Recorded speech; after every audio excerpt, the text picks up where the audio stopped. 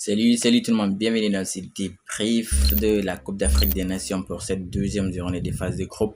Le Maroc jouait contre ici la Zambie, les Marocains s'imposent sur un score ici de 3 buts à 0 largement ici.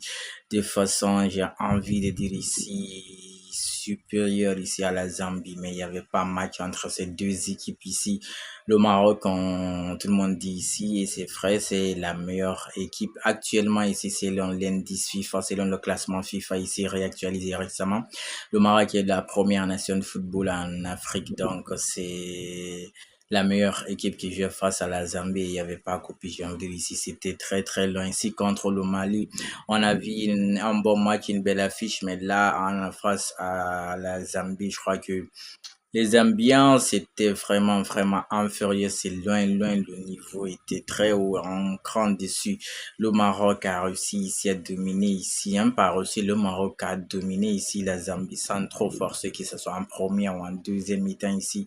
Les Marocains se sont vite mis à l'abri ici, ont assuré ici la première place ici de ce groupe ici, puisque les Marocains finissent ici premier de ce groupe avec 7 points ici, ce qui leur donne la chance ici d'affronter en huitième de finale, pas un premier de notre groupe ici, ça leur donne la chance aussi de se qualifier pour les quarts de finale. Le Maroc en première mi-temps ici, qui ce soit en première ou en deuxième mi-temps.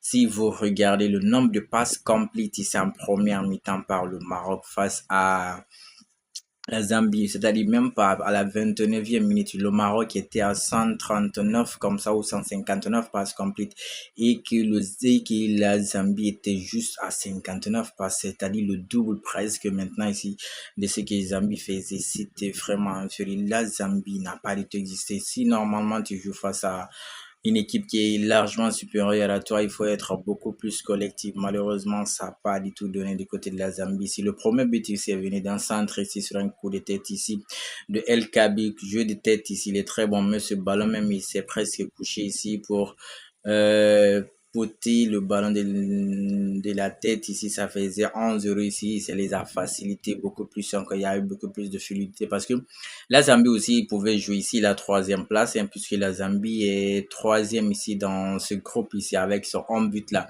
Donc s'ils arrivaient à maintenir leur 11-0, peut-être même le 10-0, ils pouvaient rester meilleur troisième. Mais là, en ayant encaissé 3 buts comme ça, ils sont derniers du groupe ici. Le Comore repasse devant eux ici en étant les troisièmes de ce groupe ici quelques minutes plus tard ici, puisque c'est le Maroc qui avait le ballon ici. Dans ce classement, déjà, il y a un fait que le coach Walid Regragui ici du Maroc, qui s'est replacé en fait ici, Seybari ici en tant que 10 et il a mis Eze Abdi comme le l'ailier gauche ici, le joueur de Real Betis. Et de l'autre côté, c'est Prime Gaz, toujours, ça ne bouge pas de ce côté. Du coup, avec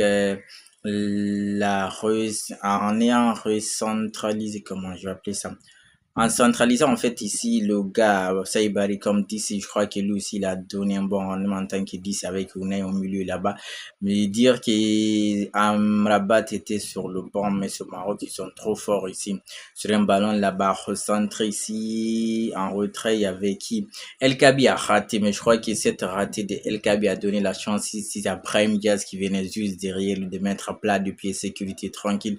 Ça fait ses 10 € ici. Prime Diaz ici, c'est deuxième match de suite. Il marque, troisième match de suite, il a marqué le premier but de la CAN ici, match d'ouverture. Deuxième match contre Mali, il a marqué là aussi.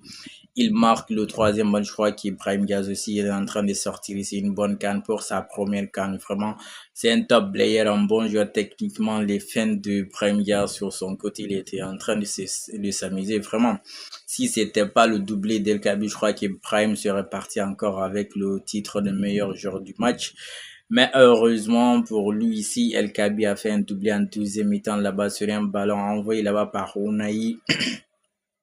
Retourné acrobatique ici de El Kabi dans la surface de réparation. Il était sur aucun marquage, aucun empêchement ici. Personne n'est venu le gêner là-bas. Il a marqué, ils ont tracé à la VAR, même si on n'a pas vu les images sur ce prétendu hors-jeu ici de El Kabi sur son deuxième but ici. Mais par après, ils ont validé après vérification à la VAR. Vraiment, le Maroc a dominé, même si Zambie a essayé vers la fin ici de tenir le ballon. Malheureusement, c'était trop tard. Le retour en blessure ici d'Achraf Hakimi après 2 mois de blessure, ça fait du bien. Ici, El Nessiri est rentré. Sur le côté, ici, il y a un autre aussi qui est rentré. Je crois que le Maroc est très, très armé pour les huitièmes et les quarts, c'est-à-dire même gagner cette CAN. Ici, on verra bien avec le retour d'Achraf Hakimi. Mazraoui qui a fait un bon match, Naïef Aguerre là-bas comme défenseur central. Bonou, il n'y a pas eu trop de problème de son côté. Le Maroc s'est qualifié en ayant été premier de ce groupe ici, mais Mali aussi a réussi à faire le match nul avec le Comore ici. Ils se sont séparés sur un score ici de 0 but partout ici. Mali finit troisième. Mali a fait 3 matchs, 3 matchs nuls. Premier match nul, deuxième match nul, troisième match nul, ça fait 3 points. Ils sont deuxième tranquille. Ils se qualifient pour les huitièmes de finale. Les Maliens, ils ont fait beaucoup de matchs là, en Coupe d'Afrique des Nations, hein. Dans ce groupe, on a le Mali et le Maroc qui se qualifient. Avant eux, il y avait le groupe B ici. On a eu l'Égypte et l'Afrique du Sud qui se sont aussi qualifiés ici, premier, deuxième de ce groupe. Angola aussi peut finir meilleur troisième. On verra bien les groupes de demain. Mais en attendant, je crois que les Marocains se sont gérés. Il y a eu de la fête dans le stade. Était presque à craquant. Le Maroc a fait l'essentiel. Walid Regragui peut tranquillement préparer le match des huitièmes de finale certainement le dimanche à venir. Allez, la famille, en attendant le prochain débrief, on continue de liker, on s'abonne et surtout, on reste